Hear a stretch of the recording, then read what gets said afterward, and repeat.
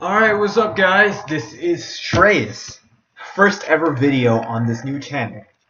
Today we are going to be looking at Will Grier, quarterback from West Virginia, in this matchup versus Kansas. This is sort of like a preseason breakdown to see what his skills are currently, track them, and then later on in the course of his career, by next season, I will make another video from this upcoming season analyzing to see how much he's improved, hopefully not regress, and just checking him out. This is primarily a Giants channel, but my first order of things to do is check out all the quarterbacks because that's our #1 need in terms of the draft. Anyway, let's get into it. Any of your other fans, if you happen to watch this, enjoy. Sit back, enjoy this breakdown. Maybe if you learn something, that's awesome too. Looks like a cover 2 shell. Let's see what happens. Yep, it was a cover 2. He's looking at the seam. That was his first read, meaning he knew it was a cover 2. Good throw under pressure. Look at this throw. Fantastic. Fantastic throw under pressure. Off his back foot. That's big time velocity right there. That's big time arm talent.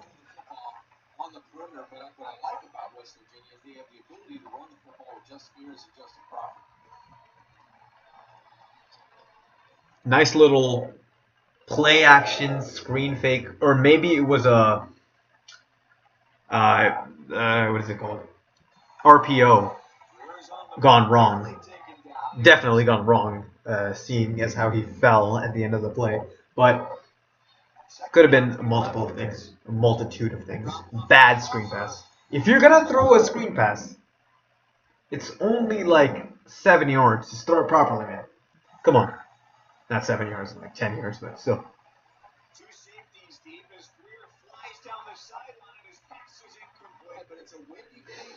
Okay, good throw.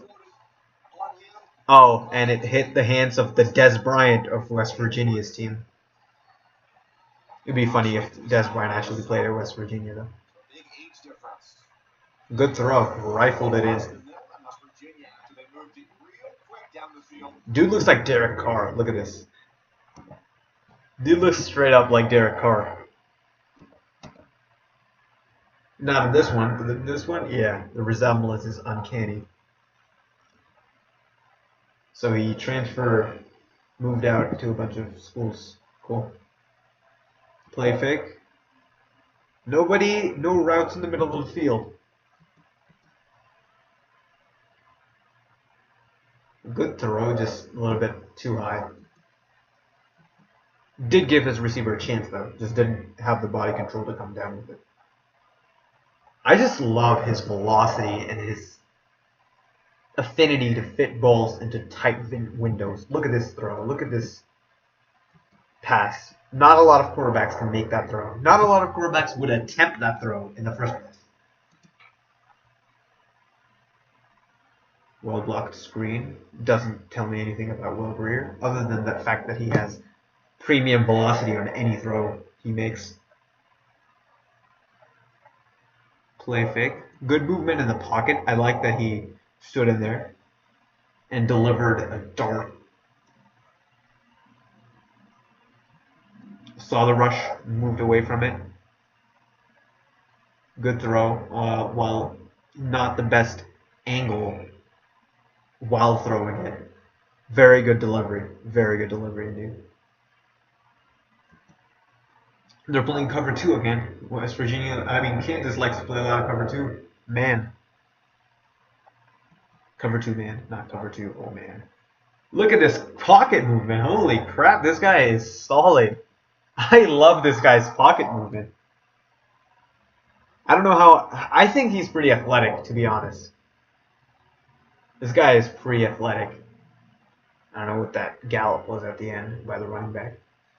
This Grier kid, holy crap. Look at his athleticism in the pocket. The quickness, the burst in and out of his step.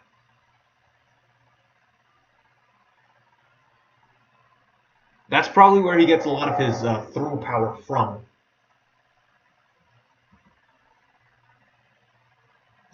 Look at this speed, reminiscent of Russell Wilson. Does have that same kind of velocity also. His arm is no doubt top notch. He's lighting them up. Look at this, 9 for 13, 120 yards. Almost 10 yards per attempt. West Virginia is doing a lot of interesting things offensively. They're taking advantage of Kansas's almost constant defense. Cover 2 man. Wow. This lineman just bulldozed that guy. That was holding. That was the most obvious holding call.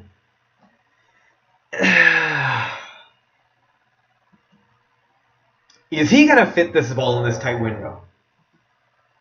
Man, okay, nobody would even try that throw. He almost made that throw. I think he did make that throw, just his wide receiver dropped it. Yep. Not the best ball placement, not the best wide receiver friendly ball placement, but the fact that he managed to put that ball in there is amazing in the first place. With like premium velocity. Great throw. His ball placement in these short to intermediate passes isn't the best. It's not the most catchable type of passes he's throwing, but I mean, it's still fairly okay. Not great though, it's average. Play fake. First read, throws it, bam, oh my. It's not necessarily that he's finding open men, it's that he's throwing men open, or receivers open. That was just an excellently delivered ball. This is a trait that you want to see in your quarterback. You can teach someone how to find an open guy. It's a system, key by key system. You can do that, you can teach that. It's much harder to teach, right? It takes much longer to teach someone how to throw people open consistently. And I think Will Grier has that down. He must be an old junior or like a redshirt junior or something like that, because his level of talent, oh, and that was clear pass interference. Okay, there we go. His level of talent is beyond what you expect for a junior, I think he is, or a sophomore. I don't know what he was this year, but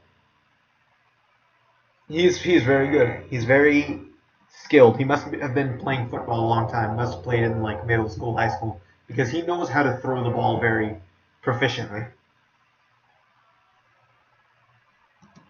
And again, once again, nothing really happens on this play, I'm going to guess. Yeah, nothing really happens on this play. But the important thing for me to see is, what I notice on this play is that he rolls out of the pocket, but he's not looking to run. He has open space right in front of him. And looking at his previous burst of athleticism, he should be able to run for maybe 10 out of the 12 yards. Maybe if he takes an inside angle, more than 12 yards to beat this guy. But he's not looking to run deep. He's looking... no, what is run deep? He's not looking to run. He's looking to throw deep. He's looking downfield. That's a coaching point.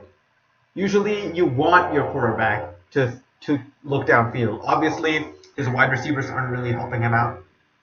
Look at this guy, for instance. He's just standing there the entire time that Grier is trying to maneuver around and buy some time for people to get open. He's refusing to get open. There's nothing he can do. He has to go down to that play. But his tendencies indicate that he is a passer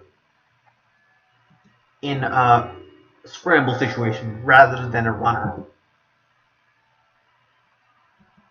Good movement in the pocket. I really like his movement in the pocket. Very impressive. Just the fact that he does it so quickly is something that is going to help him a lot in the league. This type of pocket movement can help offset a lot of the poor offensive line play that a quarterback will encounter throughout the course of his career. So for him to have this is a very positive thing. Cover one. They switched it up. Okay, cover one. They were going straight man though. Still going man. They really like their man coverage. They're gonna switch assignments. Oh, they're okay. They're putting pressure on this guy. Let's see how this goes. Yep, linebacker played that very well. Forced Grier into making an erroneous throw, and that's what happened. See, like I said, his ball placement in the short to intermediate passes isn't optimal.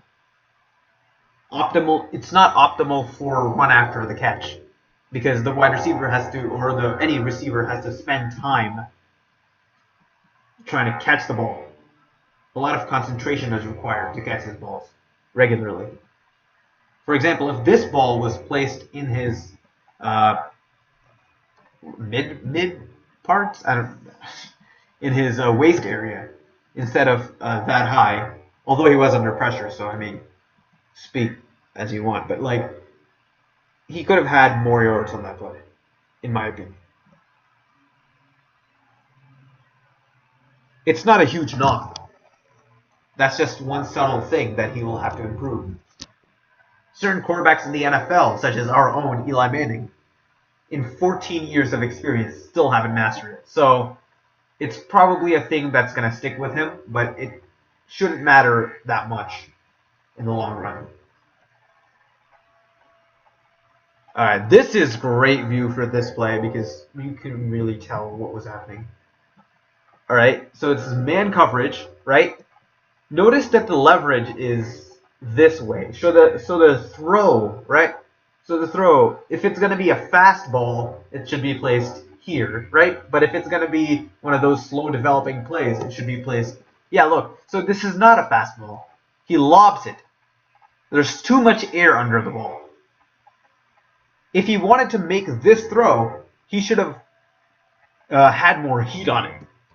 We all know he's capable of rifling this one. He didn't have to lob it. That was a bad move. Because what anticipation in your throws comes down to is knowing where to throw it relative to what trajectory you're going to throw it with.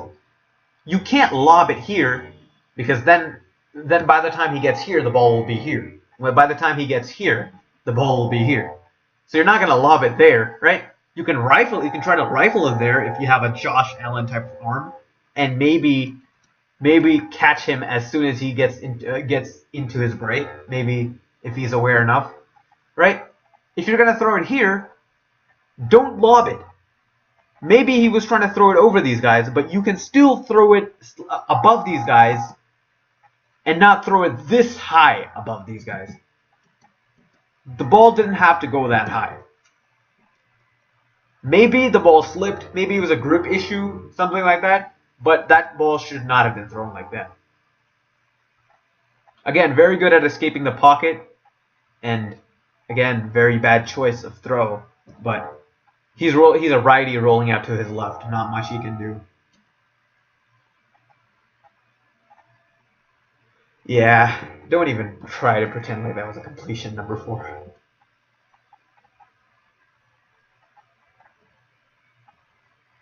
First read, second read. Okay.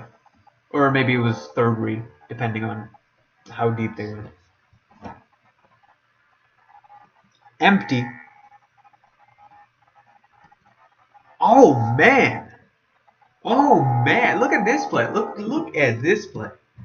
This is impressive stuff right here. Was it this one? No, this was the other one. Oh yeah, this was it. This was it. 2nd and 23. It seems on the surface to be a 4-man front. But notice, there's nobody in the middle of the field. that usually means a blitz is coming. Or a... Shit, what am I talking about? There is nobody in the middle of the field, but that doesn't mean shit. I don't know what I was talking about.